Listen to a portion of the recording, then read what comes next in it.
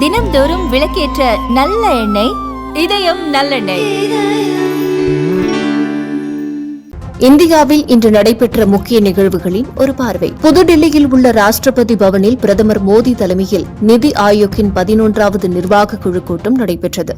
மாநிலங்கள் மற்றும் யூனியன் பிரதேசங்களின் முதலமைச்சர்கள், யூனியன் பிரதேசங்களின் துணைநிலை ஆளுநர்கள், நிர்வாகிகள், முன்னாள் அலுவல் முறை உறுப்பினர்கள் மற்றும் சிறப்பு அழைப்பாளர்களாக மத்திய அமைச்சர்கள் மற்றும் நிதி ஆயோக் துணைத் தலைவர், உறுப்பினர்கள் மற்றும் தலைமை நிர்வாக அதிகாரி ஆகியோர் இதில் கலந்து கொண்டனர். இந்த ஆண்டு நடைபெற்ற கூட்டத்தில் தொழில் முனைவோரை ஊக்குவித்தல், திறன் மேம்பாட்டை வலுப்படுத்துதல் மற்றும் நாடு முழுவதும் நிலையான வேலைவாய்ப்புகளை உருவாக்குதல் தொடர்பான நடவடிக்கைகள் குறித்து ஆலோசிக்கப்பட்டது. மனிதவள மேம்பாட்டை உள்ளடக்கிய விக்சித் பாரத் 2047 என்பது இந்த ஆண்டு கூட்டத்தின் தீமாகும். தமிழக முதல்வர் விஜய் அவர்களும் இந்த கூட்டத்தில் பங்கேற்றார்.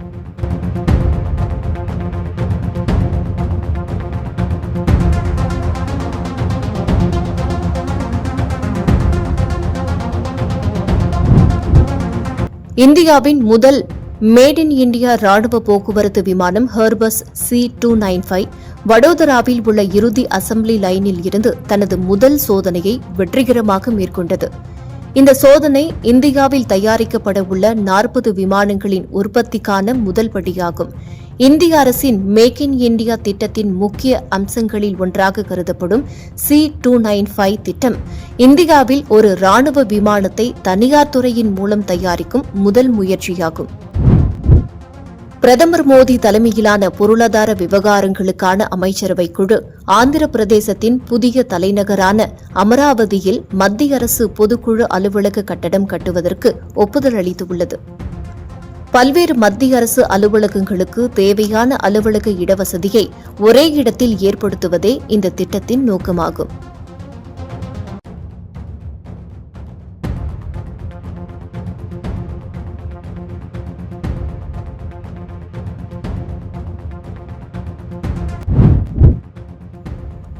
பாகிஸ்தான் ஆக்கிரமிப்பு காஷ்மீரில் பாகிஸ்தான் ராணுவத்தால் பொதுமக்கள் கொல்லப்பட்டதை கண்டித்து அசோசியேஷன்ஸ் ஆஃப் டெரர் விக்டிம்ஸ் அமைப்பின் தலைவர் தஸ்லீமா அக்தர் தலைமையில் உறுப்பினர்கள் அமைதி போராட்டம் நடத்தினர்.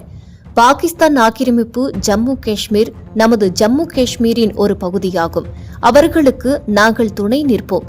அசீம் முனிரின் உத்தரவின் பேரில் ராணுவம் சாமானிய மக்கள் மீது துப்பாக்கிச்சூடு நடத்தியது என்று தஸ்லீமா அக்தர் தெரிவித்துள்ளார்.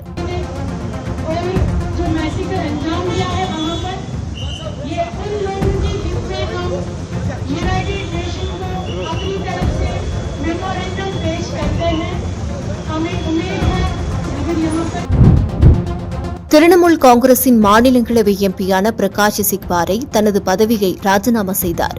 ராஜினாமா கடிதத்தை வழங்குவதற்காக மாநிலங்களவை தலைவரை அவர் சந்திக்கிறார். முன்னர் திரிணாமுல் காங்கிரசின் 2 மாநிலங்களவை எம்பிக்கள் ராஜினாமா செய்திருந்தனர்.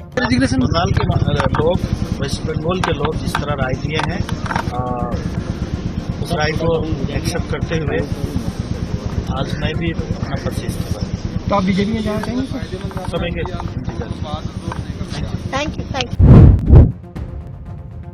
ஓமன் கடற்கரை மற்றும் ஹோர்முஸ் நீரிணி அருகே பலாவ் நாட்டு கொடியுடன் பயணித்த MT செட்டல் பெல்லோ என்ற எண்ணெய் கப்பல் மீது நடத்தப்பட்ட தாக்குதலில் 3 இந்திய மாலுமிகள் உயிரிழந்துள்ளனர். இந்த தாக்குதலுக்கு அமெரிக்காவிடம் நமது வலுவான எதிர்ப்பை தெரிவித்துள்ளோம். இந்த தாக்குதல்கள் அப்பகுதியில் நிலைநிறுத்தப்பட்டுள்ள அமெரிக்க கடற்படையால் மேற்கொள்ளப்பட்டவை. தாக்குதலுக்கு உள்ளான 3 கப்பல்களும் வெளிநாட்டு கொடிகளை கொண்டவை.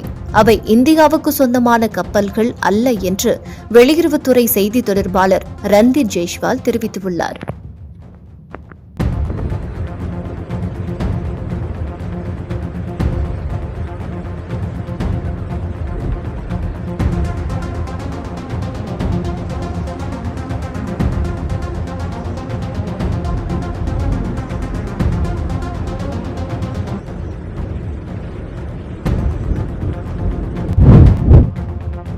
டெல்லியில் நடைபெற்ற நிதி ஆயோக் கூட்டத்தில் பங்கேற்ற தமிழக முதல்வர் விஜயின் உரையில் இருந்து சில முக்கிய தகவல்கள். இந்தியா வளர்ச்சியடைந்த நாடாக முன்னேறவும் அனைத்து தரப்பு மக்களை உள்ளடக்கிய வளர்ச்சியாகவும் அமைந்திட செயல்படுத்தப்படும் திட்டங்களை முழு மனதோடு வரவேற்கிறோம். மேலும் அதிகாரமளிக்கப்பட்ட மாநிலங்கள் கூட்டுறவு கூட்டாட்சி மற்றும் அனைவரையும் உள்ளடக்கிய வளர்ச்சி ஆகியவற்றின் மூலமாக மட்டுமே வளர்ச்சியடைந்த இந்தியாவை உருவாக்க முடியும் என்று தமிழ்நாடு உறுதியான நம்பிக்கையை கொண்டுள்ளது. உலகளாவிய அளவில் நிலவும் நிச்சயமற்ற பொருளாதார சூழல்களுக்கு இடையிலும் இந்தியாவின் இரண்டாவது பெரிய பொருளாதாரமாக திகழும் தமிழ்நாடு தனது உறுதித்தன்மையையும் தொலைநோக்கு சிந்தனையான வளர்ச்சியையும் வெளிப்படுத்தி வருகிறது. 2036 ஆண்டிற்குள் $1.5 டிரில்லியன் பொருளாதாரமாக உயர்வதற்கு தமிழ்நாடு பணியாற்றி வருகிறது. மேலும் 12ஆம் வகுப்பு மதிப்பெண் அடிப்படையில் மருத்துவ மாணவர் சேர்க்கை நடத்த வேண்டும். பெண்கள் பாதுகாப்பை வலுப்படுத்த ஒருங்கிணைந்த கட்டுப்பாட்டு மையம் தேவை. கோவையில் எய்ம்ஸ் மருத்துவமனை அமைக்க வேண்டும். ஒருங்கிணைந்த கல்வி திட்டத்தின் நிலுவை ரூபாய் 3284 கோடியை நிபந்தனையின்றி விடுவியுங்கள். செங்கல்பட்டு திருச்சி ஜிஎஸ்டி சாலையில் 6 வழிச்சாலையாக்க வேண்டும். திருச்சி கரூர் கோவை சாலைகளை 6 வழிச்சாலைகளாக்க வேண்டும். திருக்குறளை தேசிய இலக்கியமாக அறிவிக்க வேண்டும் போன்ற கோரிக்கைகளை நிதி ஆயோக் கூட்டத்தில் முதலமைச்சர் வைத்தார்.